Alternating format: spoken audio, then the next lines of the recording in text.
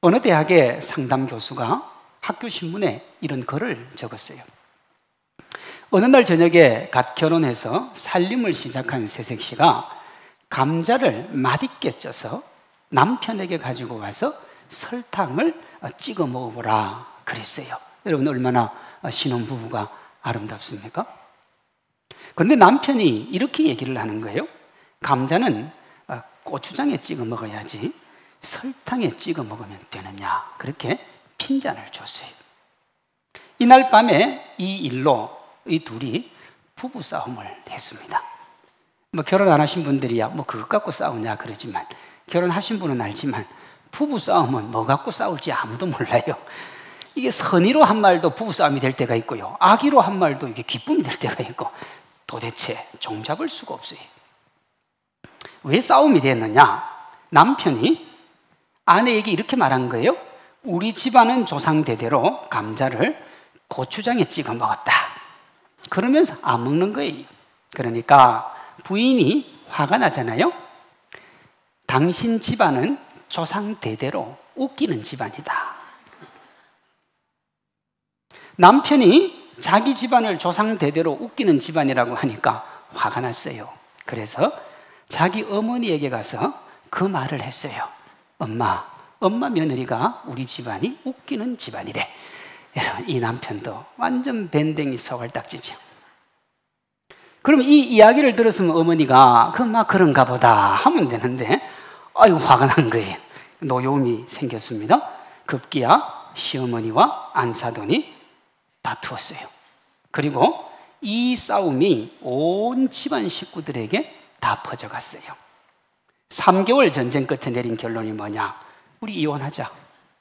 그렇게 해서 이혼을 했어요. 근데 이혼을 했는데 누가 진짜인지, 누가 맞는지 확인은 한번 받아보자. 그렇게 해서 누구에게 찾아왔느냐? 이 글을 적은 교수에게 찾아온 거예요. 처음부터 끝까지 이야기를 다 듣고 난 다음에 이 교수가 이렇게 이야기를 했답니다. 나는 당신들 중에 누가 옳은지 모르겠습니다. 우리 고향에서는 감자를 소금에 찍어 먹습니다. 여러분들은 어떠세요? 감자 어디다 찍어 먹어야 됩니까? 다양한 얘기가 있어요. 새로운 길도 있습니다. 김치에 싸먹는 분도 있죠. 감자의 고요한 맛을 느끼기 위해 안 찍어 먹는 사람도 있습니다. 그러니 꼭 어디에 감자를 찍어 먹어야 된다, 그런 원리는 없어요. 없는데 취향인데 왜 둘이 가족 분쟁까지 나아가서 급기야 이혼으로까지 이어졌습니까? 본질을 망각한 거예요. 우리가 왜 사는지, 우리가 왜 부부가 되었는지, 이 감자가 아무 의미가 없다는 것을 서로가 알 텐데도 본질을 잊어버렸기 때문에. 여러분, 결혼의 본질이 뭡니까? 이것저것 가지고 싸우는 게 결혼입니까? 아니죠. 성경은 결혼을 이렇게 얘기합니다. 창세기 2장이요. 아담이 돕는 배필이 없으므로 여호와 하나님이 아담의 갈빗대 하나를 취하고 살로 대신 채우시고 그 갈빗대로 여자를 만드시고 그를 아담에게로 이끌어 오시니 아담이 이르되 이는 내 뼈 중에 뼈요 살 중에 살이라. 이러므로 남자가 그의 아내와 합하여 둘이 한 몸을 이룰지라. 결혼이 뭡니까? 남과 여가 만나서 뭐 하는 거예요?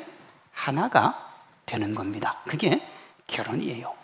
그런데 이 둘은 그 본질을 잊어버리고 각자가 생각하는 것, 자기 고집 피우다가 파국을 맞은 거예요. 어려움이 다가오고 난관에 봉착을 했을 때 함께하는 사람이 더욱더 하나가 될 수 있다 그러면 그건 기회가 됩니다. 그렇죠? 더욱더 하나 될 수 있고 더욱더 용기를 가질 수 있다면 기회지요. 이처럼 함께 하는 것은 큰 힘이 되고 용기가 되는데 교회만 이 부부관계만 그런 것도 아니고 교회가 그런 것도 아니고 온 세상이 사실은 다 그렇죠. 오늘 본문 9절 11절입니다. 두 사람이 한 사람보다 나음은 그들이 수고함으로 좋은 상을 얻을 것입니다. 또 두 사람이 함께 누우면 따뜻하거니와 한 사람이면 어찌 따뜻하랴. 사람이 혼자 있는 것을 좋아하는 이유가 뭔 줄 압니까? 함께함에 상처가 있어서 그렇습니다. 함께 했는데 상처가 생기니까 그 상처받기 싫어서 혼자 있는 거예요. 제가 자주 말씀을 드리는 MBN이라고 하는 프로그램에 나는 자연인이다 하는 게 있지요. 거기 나오는 자연인들을 보면 거의 99%가 인적이 없는 곳에 혼자 삽니다. 자연인은 이 프로그램 진행자가 다가가면 경계를 해요. 그런데 2박 3일 지나면 너무 친해져가지고 뭐라고 하느냐 하면 벌써 가느냐? 다음에 기회가 있으면 다시 와라. 내가 김치도 해놓고 무슨 뭐 산에 있는 나물도 많이 따놓을 테니까 그때 오면 내가 줄게, 꼭 와라. 이렇게 이야기를 해요. 자, 보세요. 사람이 싫어서 산속에 들어갔는데 왜 사람을 그리워합니까? 그분들의 이야기를 자세히 들어보면 산속 깊이 사는 그분들이 산이 좋아서 들어간 게 아니에요. 사람들과 함께 하고 싶은데 함께 하면서 받은 상처가 너무 커서 그냥 떨어져 있는 거지요.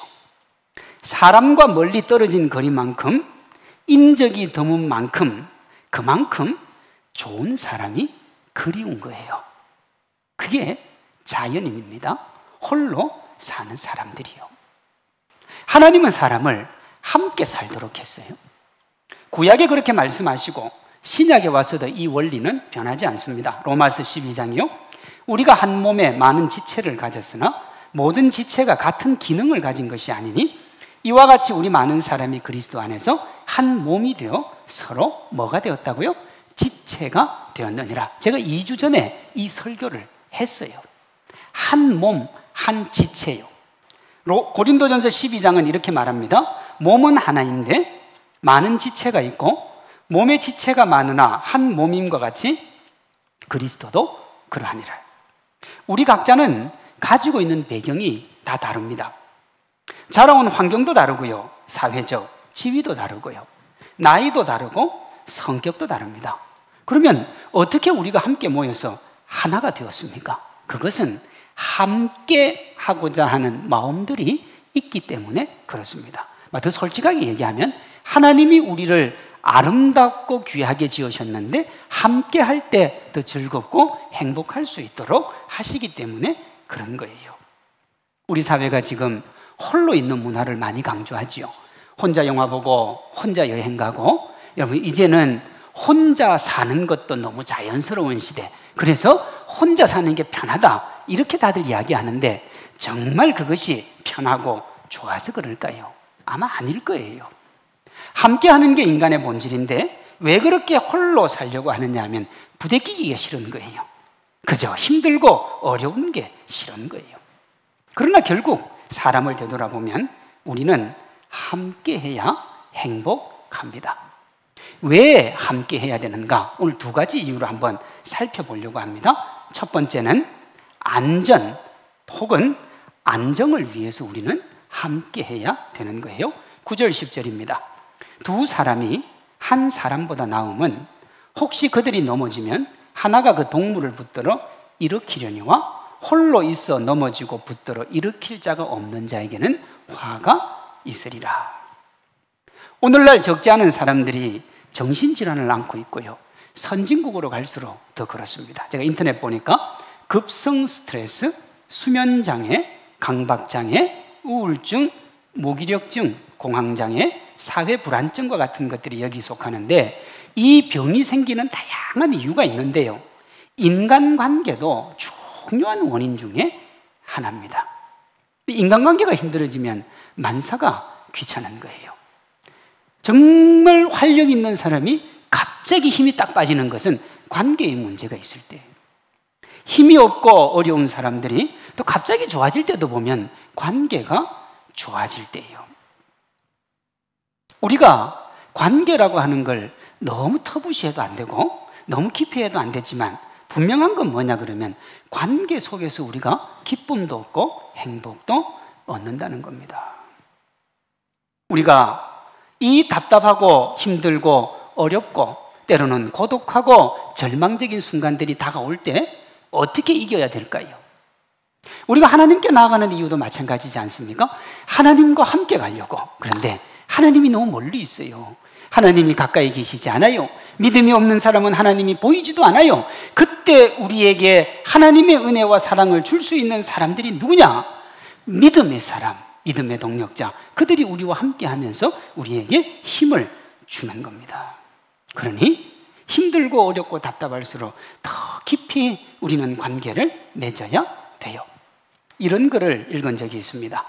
어려선 친구 많은 게 부럽더니 나이가 들수록 내 마음 알아주는 이 단 하나만 있어도 족하다 싶습니다.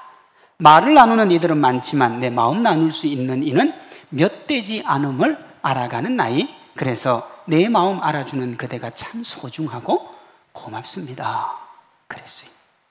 우리 시대 최고의 문필가인 유한진 선생님은 마음을 알아주는 친구의 소중함, 그런 친구에 대한 간절한 소망을 이렇게 표현을 했어요. 저녁을 먹고 나면 허물없이 찾아가 차 한 잔을 마시고 싶다고 말할 수 있는 친구가 있었으면 좋겠다. 밤늦도록 공허한 마음도 마음 놓고 보일 수 있고 악의 없이 남의 얘기를 주고받고 나서도 말이 나지 않을까 걱정되지 않는 친구가 있었으면 좋겠다. 나는 반다지를 닦다가 그를 생각할 것이며 화초에 물을 주다가 안개 낀 창문을 열다가 까닭없이 현기증을 느끼다가 문득 그가 보고 싶어지면 그도 그럴 때 나를 찾을 것이다. 그리하여 우리는 우리의 손이 작고 어리어도 서로를 버티어주는 기둥이 될 것이며 눈빛이 흐리고 시력이 어두워질수록 서로를 살펴주는 불빛이 되어주리라. 제가 이거 고등학교 때 봤는데요, 이거 볼 때는요, 이 글이 참 예쁘잖아요. 그렇죠? 표현도 기가 막혀요. 그래서 저는 야, 표현을 잘했다 그렇게 생각해요. 그리고 인용을 많이 했어요. 좋은 글이니까. 제 수준에서는 이런 글이 안 나오니까. 그런데 오래 살지 않았습니다만 이제 조금씩 나이를 먹으니까 이게 좋은 글이 아니고 이분의 삶이요, 인생이요, 정말 간절히 바라는 소망이라는 걸 제가 알게 되었습니다. 사랑하는 성도 여러분, 인간의 육신이라고 하는 건 시간이 지나면 노쇠해질 수밖에 없는 거예요. 20대, 30대 때는 피부가 정말 살아있고 탱글탱글해도 60, 70, 80대가 되면 그 피부는 여러분 이렇게 쭈글렁 다치고 나면 빨리 복원되지도 않고 그래요. 그런데요, 그렇게 되면 어떻게 되느냐 그러면 마음이 예민해져요. 마음의 불빛이 더욱더 아름다운 것을 원해요. 그래서 마음적으로 함께 나누고 교제하고 사랑을 나눌 그런 대상이 필요해지는 겁니다. 그래서 우리가 이런 글을 읽으면 고개가 끄덕여지고 야, 나도 저런 친구 하나 있었으면 좋겠다. 무슨 얘기를 해도 이해가 되고 무슨 이야기를 해도 용납이 되는 사람. 그게 무슨 지성이 필요합니까? 재물이 필요합니까? 능력이 아무도 필요하지 않거든요. 그저 만나서 이야기하고 편안하게. 여러분, 나이가 들수록 왜 어머님, 부모님이 그렇게 그리워집니까? 어렸을 때는 부모님이 싫은데 떠나고 싶은데 나이가 들면 왜 그래요? 다 받아주니까요. 세상 사람들은 울면 그 우는 것 갖고 조롱하고 무시하는데 부모님은 다 받아주거든요. 눈물 흘려도 받아주고 바보 같아도 받아주고 미련해도 받아주고 그저 안기면 안기는 대로 받아주고. 그러니 부모님이 좋은 거 아닙니까? 홀로서기라는 말이 있어요. 국어사전에 보니까 정의가 이래요. 다른 것에 매이거나 의존하지 않는 것, 그게 홀로서기입니다. 홀로 선다고 하는 게 뭐냐? 누구에게도 기대지 않고 오롯이 혼자 힘으로 살겠다. 그게 홀로서기예요. 우리나라 사람들은요, 홀로 서는 걸 좋아해요. 어떻게 알 수 있느냐? 서정윤이라고 하는 시인이 홀로서기라고 하는 시를 지었어요. 근데 이 책이 몇 권 팔렸느냐? 2013년까지 330만 부가 팔렸어요. 어마어마하지요. 어마어마한 책이 팔렸어요. 그만큼 우리 이 대한민국 사람들은 뭘 좋아하느냐? 홀로 서는 걸 좋아합니다. 그런데 우리의 언어는 어떻게 되어 있느냐 그러면 항상 우리라는 말을 써요. 서양은요, 내가라는 말을 쓰는데 우리는 우리라는 말을 써요. 홀로 서기를 좋아하는데 왜 우리라는 말을 쓸까요? 홀로 서기를 좋아한다는 게 뭔 줄 아십니까? 함께 하고 싶지만 그렇게 하지 못해서 홀로 서기를 해야 되는 어쩔 수 없는 상황을 수용하는 걸 홀로 서기라 그래요. 어디에 나옵니까? 우리가 그토록 좋아하는 홀로 서기 그 시의 첫 번째 부분에 나옵니다. 이렇게 돼요. 기다림은 만남을 목적으로 하지 않아도 좋다. 맞죠? 홀로 서기잖아요. 기다림은 만남을 목적으로 하지 않아도 좋아요. 가슴이 아프면 아픈 채로 바람이 불면 고개를 높이 쳐들면서 날리는 아득한 미소. 어디엔가 있을 나의 한쪽을 위해 헤매이던 숱한 방황의 날들. 태어나면서 이미 누군가 정해져 있었다면 이제는 그를 만나고 싶다. 첫 번째 노란 줄, 끝에 노란 줄을 한번 보세요. 기다림은 만남을 목적으로 하지 않아도 좋아요. 그런데 끝에 보면 이제는 그를 만나고 싶대요. 아니, 만남을 목적으로 하지 않는데 왜 만나고 싶습니까? 사람은 함께 해야 그 안에서 행복과 기쁨, 안전과 안정을 누린다는 걸 우리가 알고 있어서 그렇습니다. 이와 관련해서 러시아의 대문호인 톨스토이가 사람은 무엇으로 사는가 하는 단편 소설에서 이렇게 말했어요. 내가 무사히 살아갈 수 있었던 것은 내가 내 일을 여러 가지로 걱정했기 때문이 아니라 타인이 나를 불쌍히 여기고 사랑해줬기 때문에. 내 힘으로 살았는 줄 알았는데, 내 능력으로 살았는 줄 알았는데, 내가 잘나서 살았는 줄 알았는데 인생을 되돌아보니까 내 힘으로 산 게 아니고 함께하는 사람들의 도움을 통해서 내가 여기까지 왔더라는 거예요. 힘들고 어려울 때 도움을 받았고 지치고 넘어질 때 도움받아서 여기까지 왔더라는 거예요. 어떤 버릇없는 자녀들을 보면 자기 힘으로 공부한 줄 알고 자기 힘으로 높은 자리에 올라간 줄 알고 자기 힘으로 다 한 줄 알지만 그가 거기까지 올라갔는데 그 부모는 헌신하고 희생하고 자기의 모든 걸 다 쏟은 거예요. 그게 있었어요. 함께하는 사람, 도움을 주는 사람, 동력하는 사람들이 언제나 함께 했습니다. 그래서 정말 행복한 사람이 누구냐 그러면 주변에 함께하고 위로해주고 격려해주고 힘이 되어주는 사람이 많은 사람, 그 사람이 행복한 사람이에요. 인생은 성공했는데 성공하면 할수록 관계가 깨어지고 사람과 관계가 틀어지고 그래서 사람들이 많이 떠나간 사람, 겉으로 볼 때는 화려하고 멋질지 몰라도 외로운 사람이에요. 고독한 사람이에요. 눈물이 나요. 그 사람들이 어디가 있느냐 그러면 여러분 와인바에 앉아 있어요. 제가 전에 교회 있을 때 보니까 요만한 와인바 한 잔이요, 요만한 한 잔이 40몇만 원 하는 것도 있더라고요. 그걸 뭐 하려고 마십니까? 40, 요만해요. 요만해요. 근데 누가 와서 먹느냐? 대기업 중력들, 여러분 돈 많은 사람들. 그리고 거기 강남에 있었는데 그 얘기하는 그 잠실에 있었는데 새벽 1시에도 와서 그거 들이킨다 그러잖아요. 아내하고 부부싸움하고 견딜 수 없는 외로움에 나와가지고 그거 마시고 있는 거예요. 함께하는 사람, 함께 동력해주는 사람 없으면 외롭고 고독한 거예요. 그걸 우리가 뛰어넘기 위해서 함께 하나가 되어야 되는데 하나가 잘 안 되지요. 관계가 좋아서 서로 정말 행복하게 평생을 갈 것 같은데 어느 정도 시간이 지나고 나면 틀어져요. 왜 틀어집니까? 서로 자기만의 욕망이 있어요. 자기가 원하는 게 있어요. 자기가 꿈꾸는 게 있어요. 언제까지 상대방이 그게 맞춰주겠습니까? 안 맞춰주고 나면 힘들고 답답하고 고통스럽고 그걸 여러 번 경험하고 나면 어떻게 되느냐 그러면 사람이 싫은 거예요. 너무 좋은 사람 만나고 싶은데 좋은 사람이 없어요. 그래서 홀로 서기를 하는 거예요. 이 인생이 불쌍해서 이렇게 살아가는 인생이 너무너무 가여워서 주님이 결정하신 게 뭐냐? 그게 십자가예요. 에베소서 2장이요. 이제는 전에 멀리 있던 너희가 그리스도 예수 안에서 그리스도의 피로 가까워졌느니라.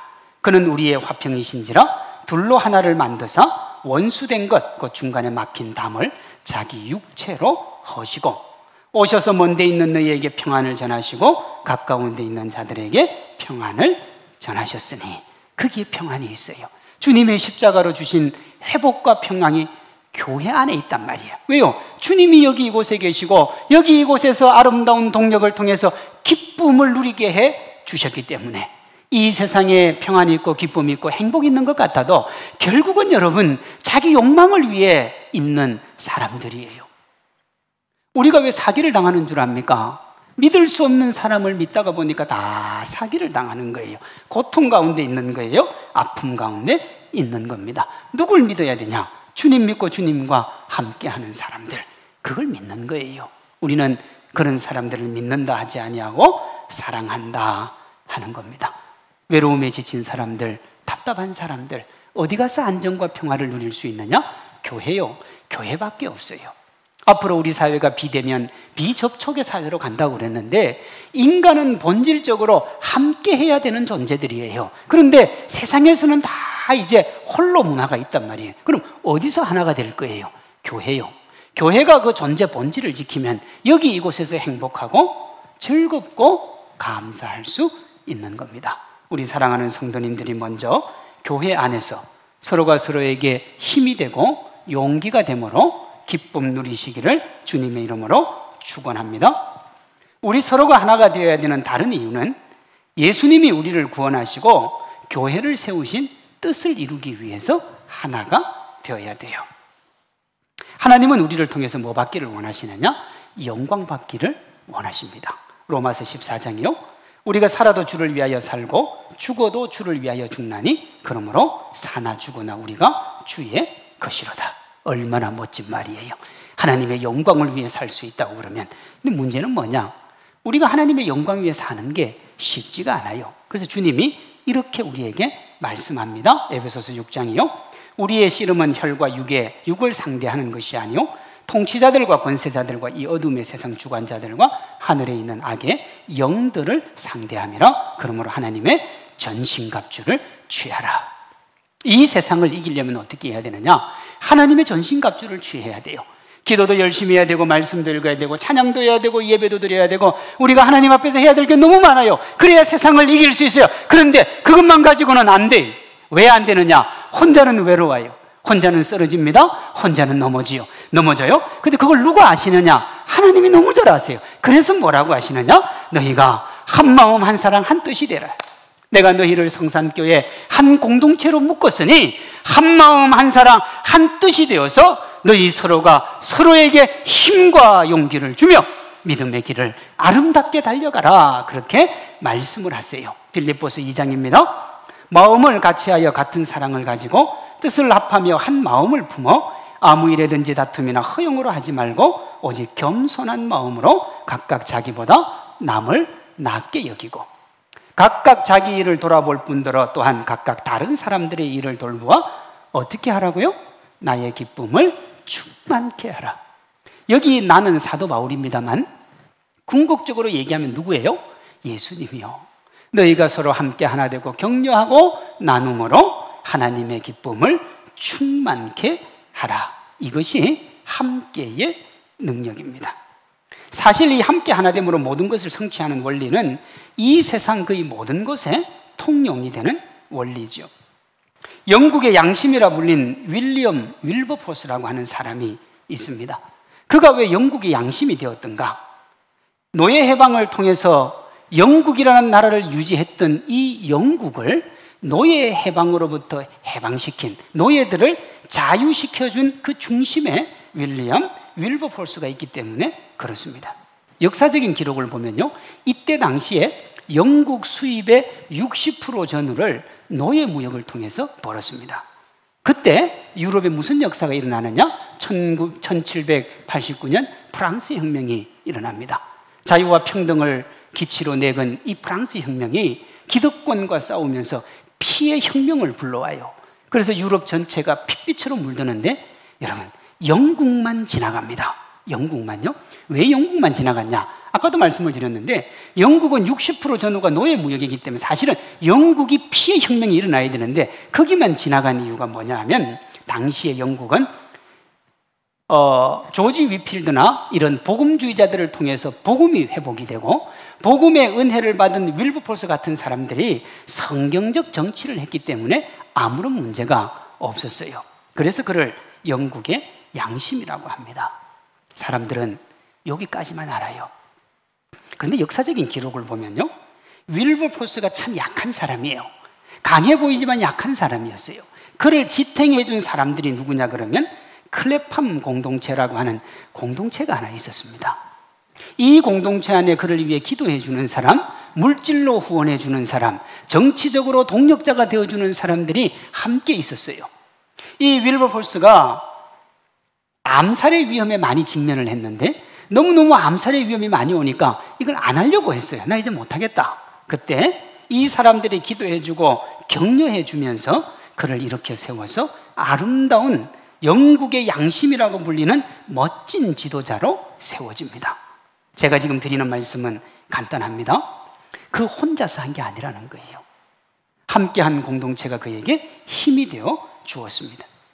미국에서 흑인 해방을 주도하고 노벨 평화상을 받은 루터킹 목사님의 유명한 연설, 나에게는 꿈이 있습니다. 거기도 보면 이런 문구가 나와요. 우리 함께 일하고 함께 기도하고 함께 투쟁하고 함께 감옥에 가고 함께 자유를 옹호합시다. 함께요. 루터킹 혼자서 한 것이 아니라 함께 했어요. 혼자 했으면 안 됐을 텐데 함께 했기 때문에 힘들고 답답한 길 이겨갈 수가 있었어요. 그래서 그들은 한 나라를 바꾸고 시대를 바꾸는 위대한 일을 한 겁니다. 이것을 오늘 본문 12절은 이렇게 말합니다. 한 사람이면 패하겠거니와 두 사람이면 맞설 수 있나니 세 겹줄은 쉽게 끊어지지 아니하느니라. 하나가 각자로 있으면 하나에 불과하지만 유기적으로 연결되면 여럿이 될 수 있고 더 많이 연결되면 강력한 힘이 있어서 어떤 것도 이길 수 있다는 거예요. 저는 그것을 혼자 꾸면 꿈이지만 함께 꾸면 현실이 됩니다. 그렇게 이야기했습니다. 우리 서로 위로하고 함께 하나 되는 공동체, 그 멋진 공동체로 나아가는 믿음의 주인공들 될 수 있기를 소망합니다. 시대를 보면 위로와 소망이 되었던 지난 2000년의 기독교 역사를 보면 함께 하나 되어 멋진 동력으로 아름다운 역사를 이룩한 것이 참 많아요. 루터가 종교개혁으로 심신이 피곤했을 때 그와 복음의 외로움을 공유했던 아내와 믿음의 동력자들이 있어서 그 종교개혁이 완성이 된 겁니다. 모범적으로 성장하는 대부분의 교회를 보면 지칠 줄 모르는 복음의 열정을 가진 사역자와 그 비전을 함께 공유했던 평신도 지도자들이 있습니다. 이 원리는 변하지 않아요. 세상에 수많은 공동체가 있고 때로 위기에 직면하지요. 그 위기 속에서 어떤 공동체는 일어나고요, 어떤 공동체는 주저앉아요. 그것을 가르는 기준이 뭐냐? 그 위기를 온몸으로 맞아서 나의 위기라고 생각을 하고 함께 가면 일어서고요. 야, 이게 망했다, 이제 안 된다. 서로 비난하고 남 탓하고 손가락질하면 그 공동체는 쓰러지는 겁니다. 위기가 와도 함께 하나가 되어서 적극적으로 대처하며 믿음으로 나아가면 건강한 교회가 됩니다. 그렇게 함께 하나 되는 좋은 교회가 되면 좋은 사람들이 세워지죠. 우리 모두 함께 하나가 되어서 하나님이 기뻐하시는 거룩한 교회 세우는 믿음의 사람들 되시기를 소망합니다. 그러면 우리 교회가 멋진 교회가 됩니다. 코로나19 이전에 순장 모임을 할 때 제가 자주 했던 말이 뭐냐? 혼자 꾸면 꿈이지만 함께 꾸면 현실이 됩니다 하는 거였습니다. 혼자는 외로워요. 여러분, 강해 보이는 사람, 멋져 보이는 사람, 저 사람은 혼자도 잘할 것 같은 사람 있지요? 안 그래요. 내면을 들여다보면 많이 외로워요. 힘들어요. 고독합니다. 그러나 함께하면 즐거워요. 혼자 꾸면 꿈으로 그치지만 함께 꾸면 어느새 현실이 되어 있는 경우도 많습니다. 제가 성산교회 담임 목사로 부임한 지 만 2년이 다 되어 갑니다. 이제 2주 지나면 2년이에요. 여러분들은 별 관심이 없어도 저는 관심이 많아요. 그 2년의 기간 동안 우리가 교육관 1층, 본관 지하, 지금 현재 본관 1층, 여기 2층, 3층, 지붕, 밖에 화단, 주차장, 그리고 여러분이 앉아있는 의자까지 다 바꿨어요. 성도들은 200명 이상 늘었고 하나님 품에 안긴 성도들까지 고려하면 한 250명 이상이 늘었어요. 별것 아니라면 별것 아니지만 대단하면 대단한 일입니다. 어떻게 이런 일이 가능했을까요? 모두가 함께 했기 때문에 그렇습니다. 모든 성도님들이 부족한 저를 이해하고 받아줬고, 특히 우리 장로님들은 저같이 부족한 사람 얼마나 힘있게 밀어줬는지, 혹여 제가 상처받을까 싶어가지고 여러분 반대를 한 게 없어요. 조금 지연은 됐을지 몰라도 그렇게 가슴으로 안고 함께 최선을 향해 달려왔기 때문에 오늘 여기 우리가 있는 겁니다. 객관적인 자료로도 증명이 됩니다. 우리 리모델링 제가 전체 금액을 보니까 한 10억이 넘어요. 근데 그 중에 한 절반 이상이요, 자발적인 목적 헌금이었어요. 스스로 하신 거예요. 누가 하라고 한 게 아니에요. 그럼 스스로 하신 분들은 본인들의 헌금을 안 하셨느냐? 다 하셨어요. 하고 또 교회를 보니 사랑스럽고, 교회를 보니 행복하고, 교회를 보니 좋으니까 더 하고 싶은 거예요.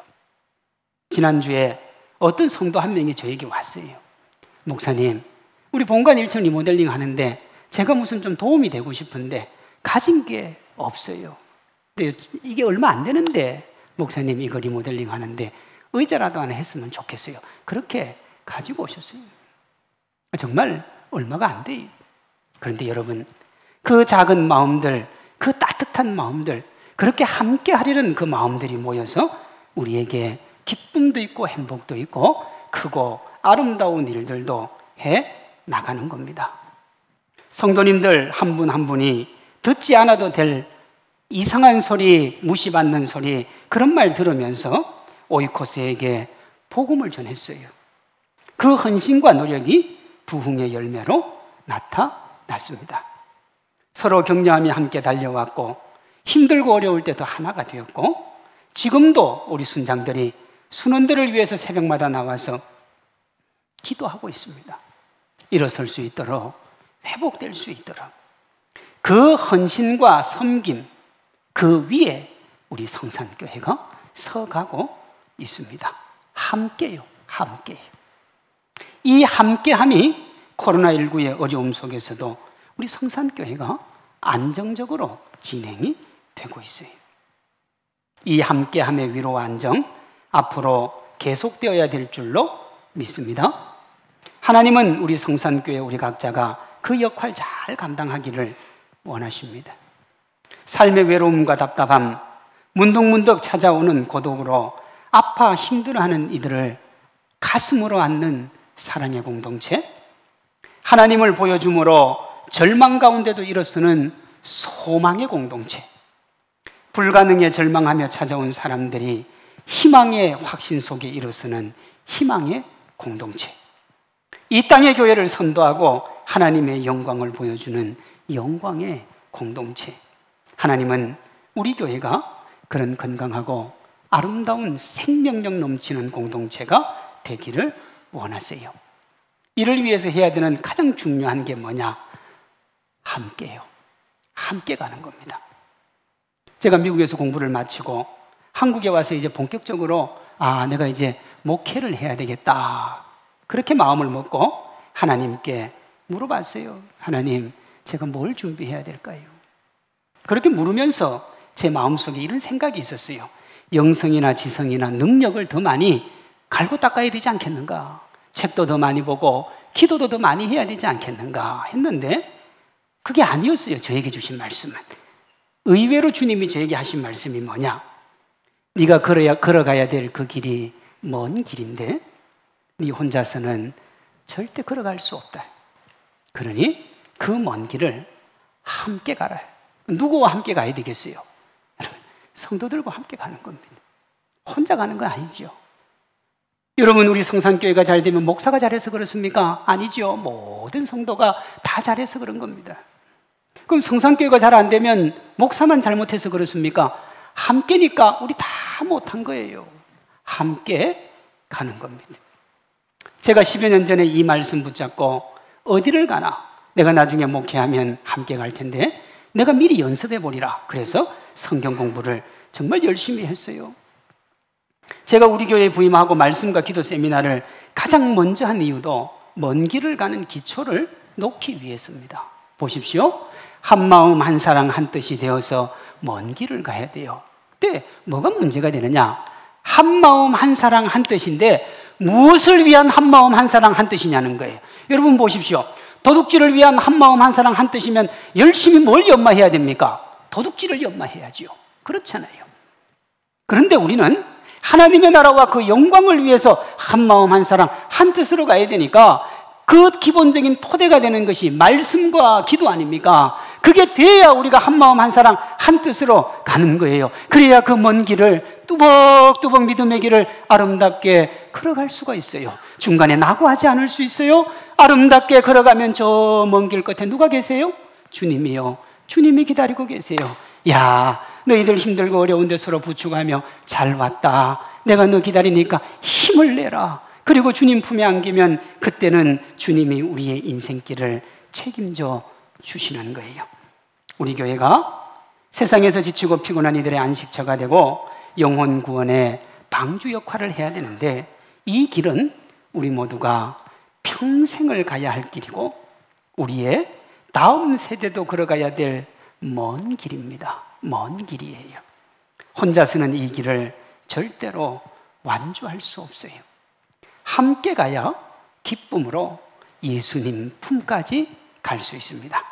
하나님이 우리를 성산교회로 부르시고 함께 이 길 걷게 해 주신 줄로 믿습니다. 이건 아멘 해야 돼요. 하나님이 우리 평생 함께 이 길 걸어가라고 우리 귀한 공동체에 함께하게 해 주신 줄로 믿습니다. 하나님의 영광을 위해 서로 품고 안아야 돼요. 한 마음, 한 사랑, 한 뜻으로 서로의 버팀목이 되어서 믿음의 경주 잘 완주해서 하나님의 격려와 위로 차고 넘치는 축복 받아 누리시기를 주님의 이름으로 축원합니다.